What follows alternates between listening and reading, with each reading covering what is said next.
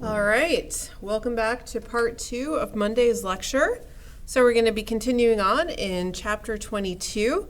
Talk about some really cool things like right now, like superconductors.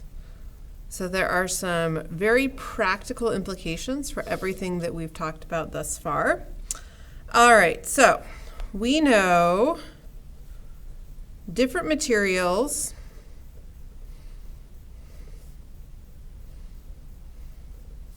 have different resistances.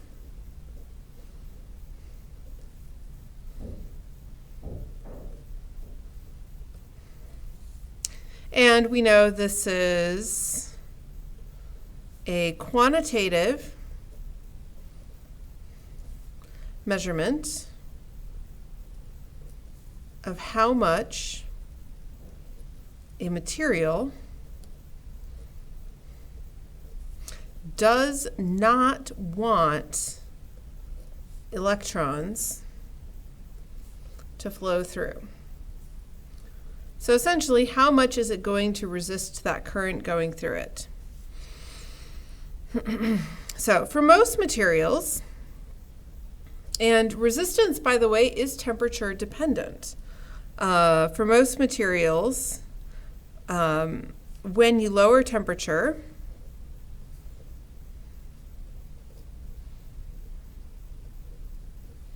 resistance decreases. But it doesn't go to zero.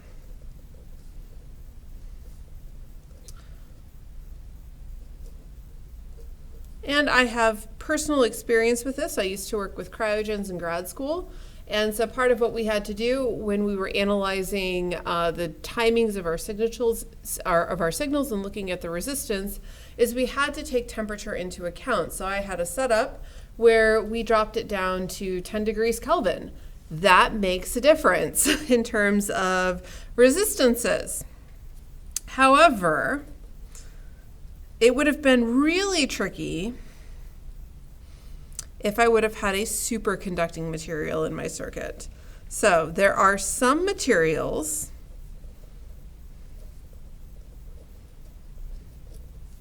that in the right conditions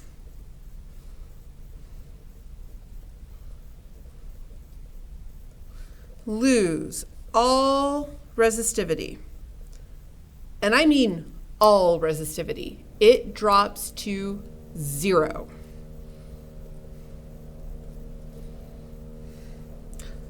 All the electrons can flow.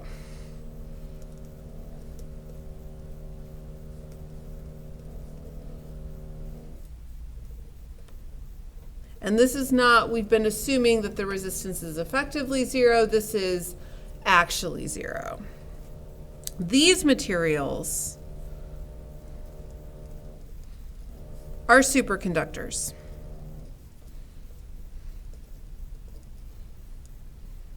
And these are the superheroes of the material world.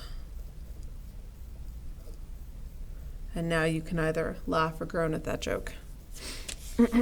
All right, so for these materials,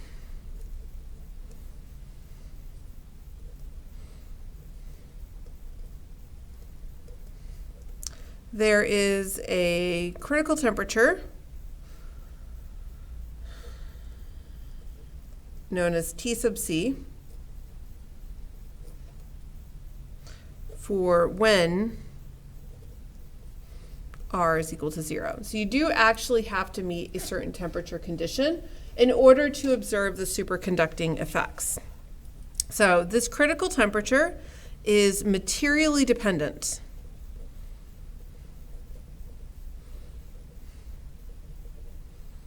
And experimentally determined. What I mean by that right now is that there is not presently a good theoretical model, although that's changing all the time. So this is something that they measure, and you know when something's resistance drops to zero because all of the instrumentation goes crazy. All right, so speaking of instrumentation going crazy, let's think about the implications about R being zero.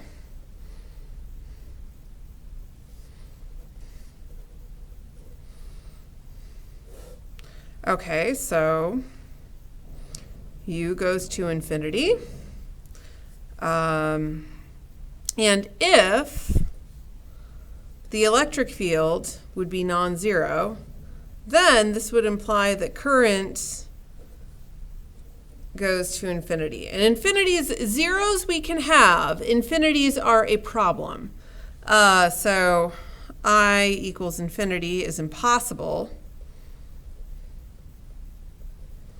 Thus, the electric field in these cases to use a superconductor is 0. So to use a superconductor, your electric field is 0, and you can have a non-zero current. That's fine. So this can run through it. So for example, and we'll look at some more implications of how this works. So for example, if you have a ring of niobium, so niobium is a superconductor, and it superconducts at 9.2 Kelvin. So no, there was no niobium in my setup. You can start a current running.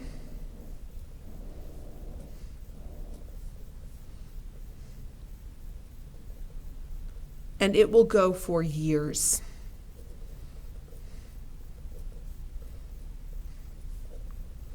So you can think about just how incredibly efficient superconductors are. Now you might say, how would you measure this current?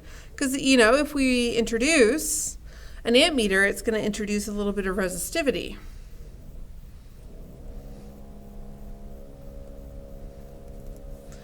So, and we have a way of getting around that. And so if you have a current, you've got magnetic field. Then you have B, and B can be measured with a compass.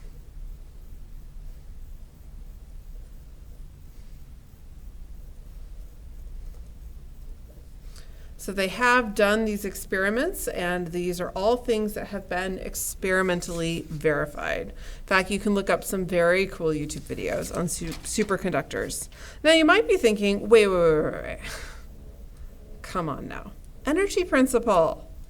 So does this violate the energy principle to have a current that just runs and runs and runs and runs and runs and runs and runs for years? And don't worry, physics is not broken. There is no dissipation.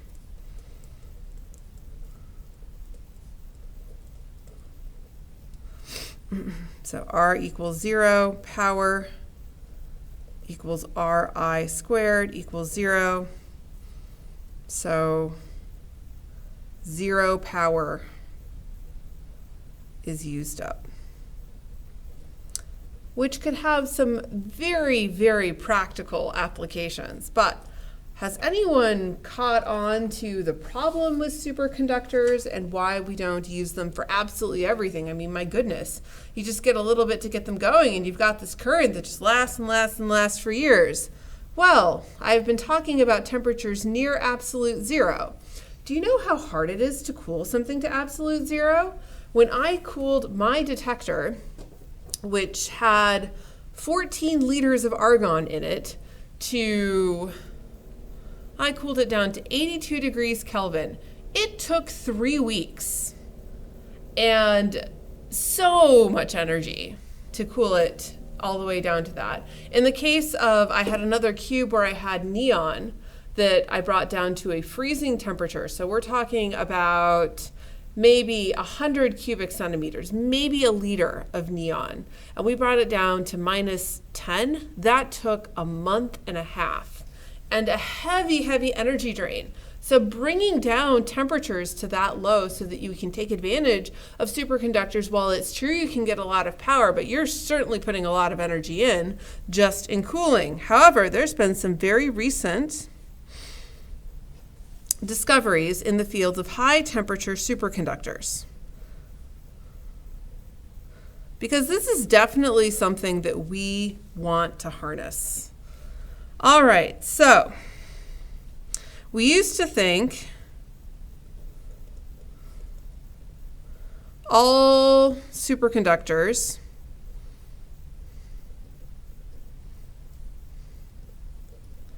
had very low critical temperatures. So think impractical.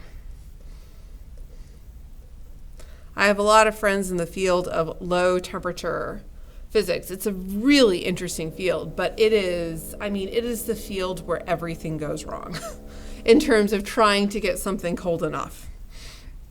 Okay, so it's certainly exciting, but we really would like to see some temperatures of greater than 10 Kelvin, because this is impractical.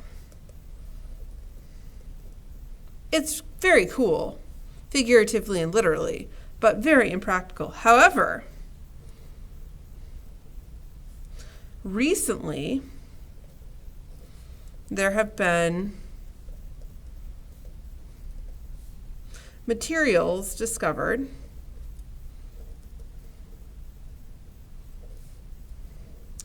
with a critical temperature above 77 Kelvin. Now this is really useful because the boiling point of liquid nitrogen is 77 Kelvin. And liquid nitrogen, for those of you that don't know, is very cheap and in very large supply. There's a dewar actually in Orange City that I have seen, and I know it's full of liquid nitrogen. I don't even have to ask. I know when I see them. And so that's something that we could use. So this is something, if you're interested in, just keep an eye on this. I have quite a few friends within the field of low temperature physics and atomics physics who are using their knowledge for quantum computing. So this is the application, how you have a very efficient quantum computer. And one of the ways that you can take advantage of this is to have very low temperature, to take advantage of very low temperature physics to observe strange quantum effects, and as well as have superconductors. So very exciting. Okay, continuing on with superconductors. Another cool thing that happens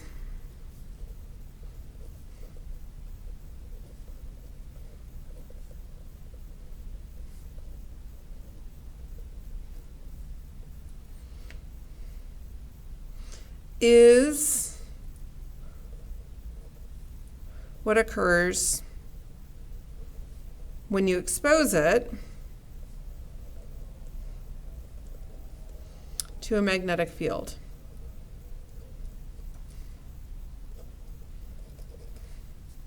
Okay, so we all know about magnetic flux.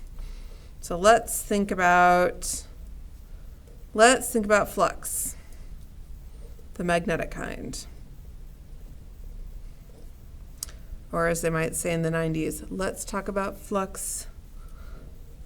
I won't tell you the original lyrics of that song, but hopefully some of you picked up on it. All right, so let's say you try to change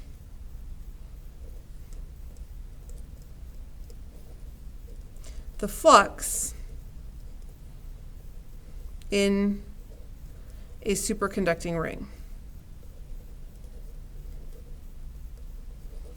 So I've already hinted that this could be a problem. So you know that if there's a changing magnetic flux, then that implies a curly electric field that is not zero, which then means you have a current that goes to infinity, because R is equal to 0, which is impossible. So,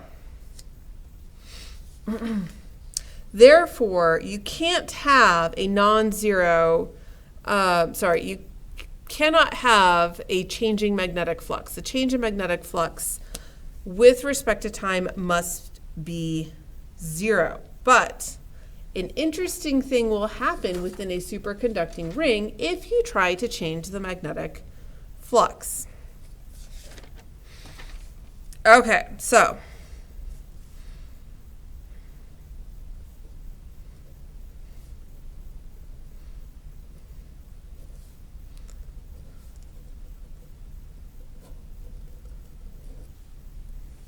so what happens when you try to change it? So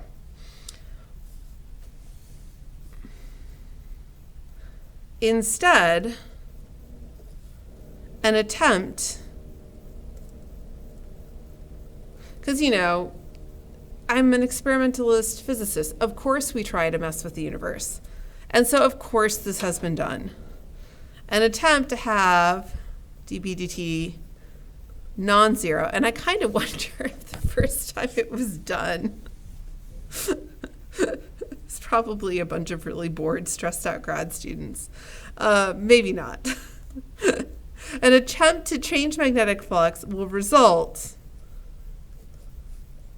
in a non-infinite current.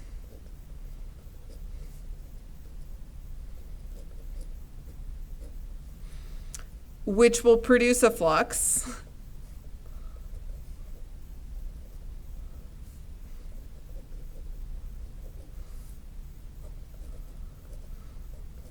that's going to be in the opposite direction of this magnetic flux that you are trying to induce, and cancels out your attempt of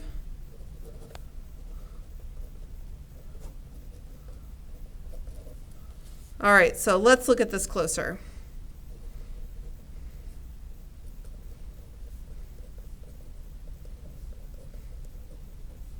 So let's say we've got a superconducting ring, we've got a magnet, we've got a magnetic field. As a result of this magnet, got some magnetic flux, and this is not moving. So therefore, in this particular case, this is equal to 0. So we do not have changing magnetic flux. Now you cool the ring down.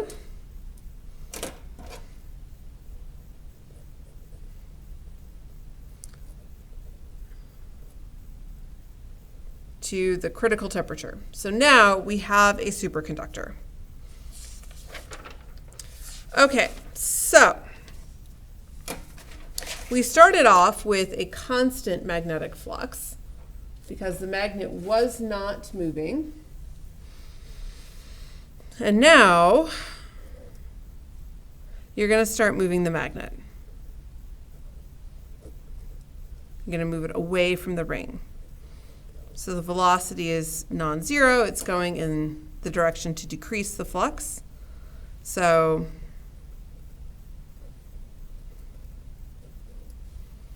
and you'll get a smaller. So that would be the implication you would think about. However, simultaneously, if you attempt to do that,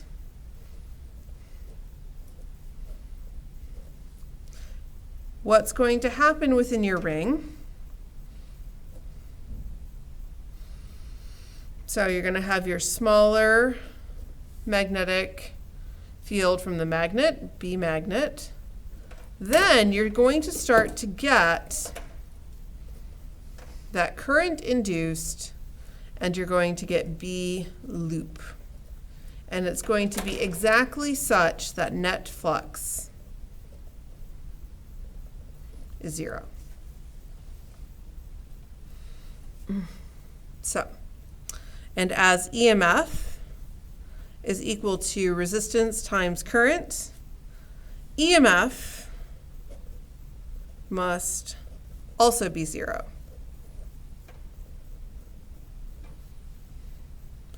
and just enough current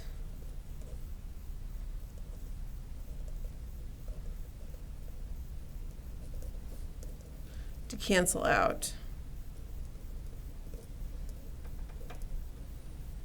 that tricksy behavior of trying to change that magnetic flux. And this has been experimentally measured. This is not just something that I am telling you. This is something that has been verified.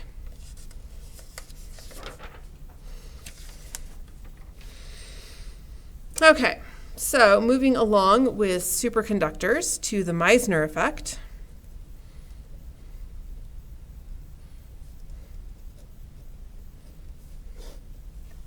We used to assume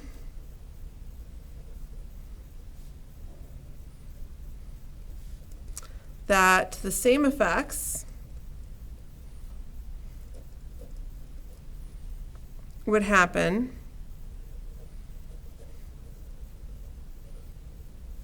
with rings as with solid disks.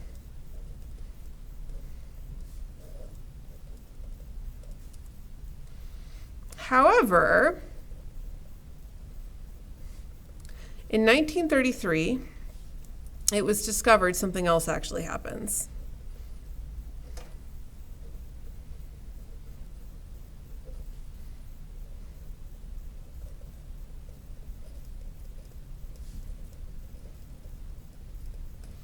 When a disk is cooled to critical temperature, the magnetic field through the disk goes to 0. So if you've got your disk and you've got a magnetic field, you get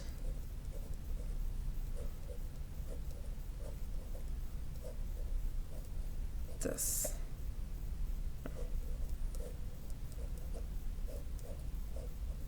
So it just goes around. Just like that. And this is called the Meissner effect.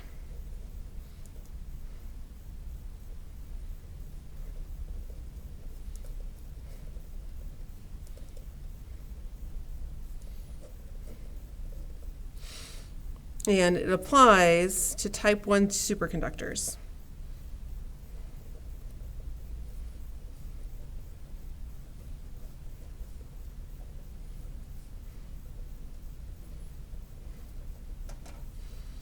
And by the way, this was an entirely unexpected discovery. There was no theoretical precedent for it.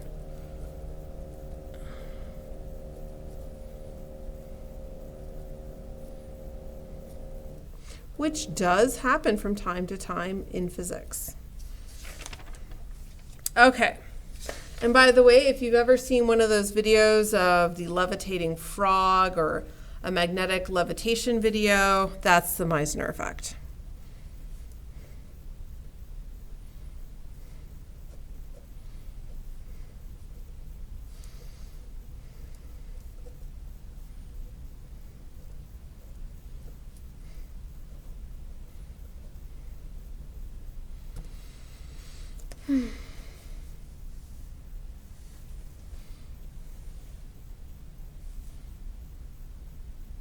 So, and basically, if you have a superconducting disk, regardless of how you orient a magnet to it, the currents will run in a way such that it will repel a magnet. And that's how they do magnetic levitation. Is it's just going to repel that magnet no matter what, because there must be no magnetic field. All right, so there you go. There's your cool stuff for the day. Let's move on to inductance and get into some not literally as cool of stuff, but still very cool figuratively. All right, so if you recall, changing current in a coil induces a current in a second coil. Something similar happens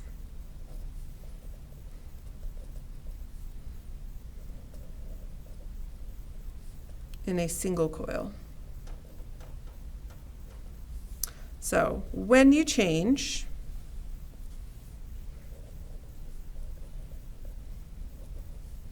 current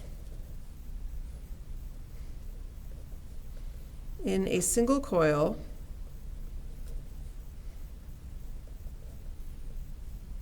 you add EMF. And this occurs because the coil surrounds itself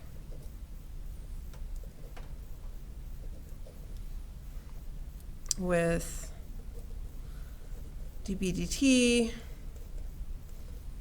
non-zero.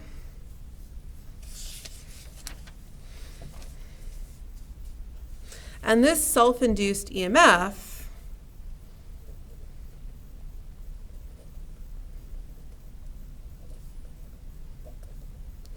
acts in the opposite direction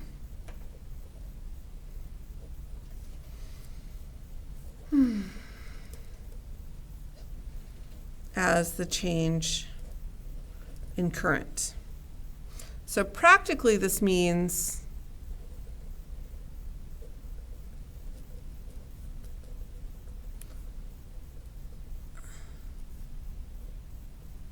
coils can act sluggish.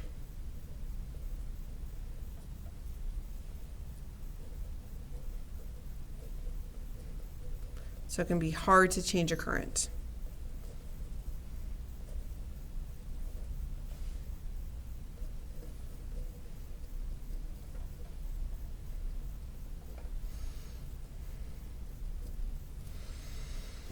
Okay, so let's look at a coil.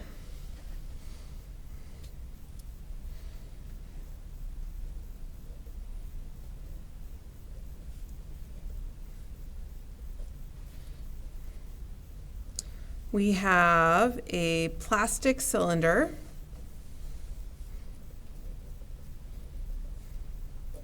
of radius r, length d, and d is much, much larger than r. It has n closely packed loops of wire.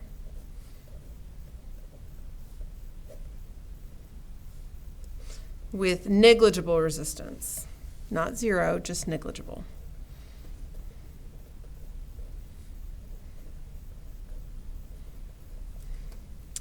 All right, so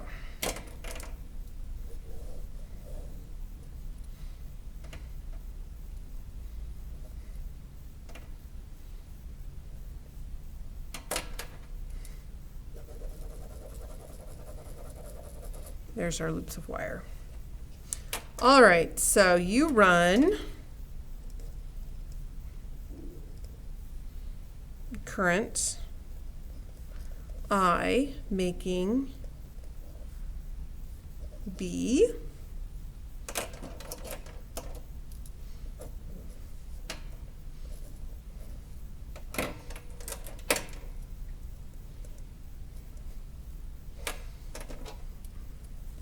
so di dt is equal to 0, so the electric field inside the coil is 0, or nearly. Good enough for government work. Okay, so we just have a constant current. It's not changing in time. We've got a magnetic field. Now, let's up the ante. Now let's say the change of current with respect to time is not 0, and therefore the change of magnetic field is also not 0. Okay, so if you recall, what we have is a solenoid. So the magnetic field of a solenoid is equal to mu naught N I D.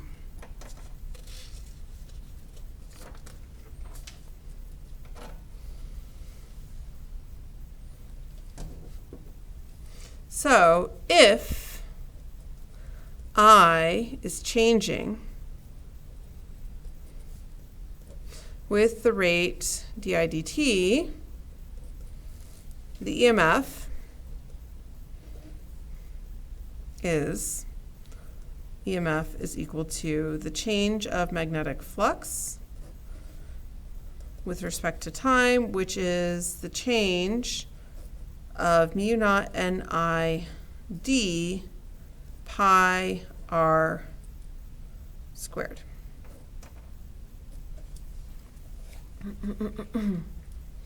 So, and this is equal to mu naught N d pi r squared di dt. So this is just for one loop. And for n loops,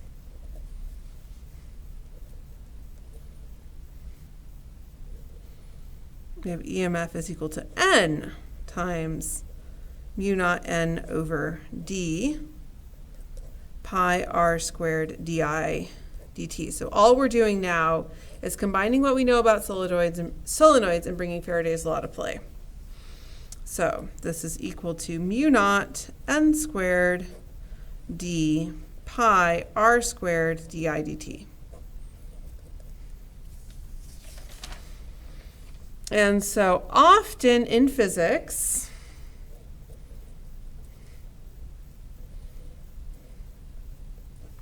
we lump constants together.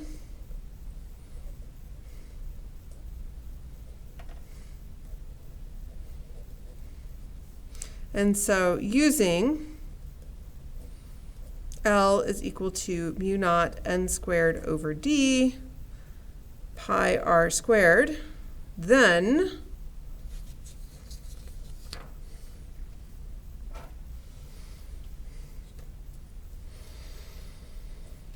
EMF induced is equal to L di dt, where L is inductance,